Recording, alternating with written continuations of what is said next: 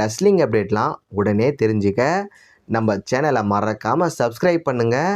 வாங்க வீடியோக்குள்ளே போகலாம். நம்பர் 3, ரோமன் ரெயின்ஸோட டைட்டில் ட்ராப் எப்போ இருக்கும்? இப்போ வரையுமே நமக்கு கிடைச்ச தகவல் என்னென்னா, இந்த வருஷம் ஃபுல்லாகவே ரோமன் ரெயின்ஸ் அவரோட டைட்டிலை லாஸ் பண்ண மாட்டாராம். ஸோ இது ரோமன் ஃபேன்ஸுக்கு குஷியாக இருக்க போகுது. அதையும் தாண்டி ரோமன் அவரோட டைட்டிலை வச்சு பல ரெஸ்லரை ஃபேஸ் பண்ண போகிறாரு.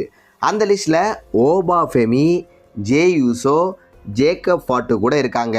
ஒருவேளை ரோமன் ரெயின்ஸ் அவரோட டைட்டிலை லாஸ் பண்ணால் எந்த பேப்பரிவில் லாஸ் பண்ணணும்? கமெண்டில் சொல்லுங்கள். நம்பர் 2, அடுத்த வருஷம் நடக்க போகிற ராயல் ரம்பிள் மேட்ச்சில் யார் வின் பண்ணுவா? இப்போ பெட்டிங் ஓட்ஸில் ஓபா ஃபெமி தான் செம்ம ஃபேவராக இருக்கார்.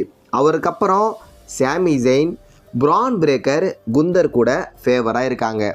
என்னோட ஆசை ஓபா ஃபெமி அடுத்த வருஷம் நடக்க போகிற ராயல் ரம்பிள் மேட்ச்சில் வின் பண்ணி ரசல்மேனியா 43ல் டைட்டில் மேட்ச்சில் கலந்துக்கணும்.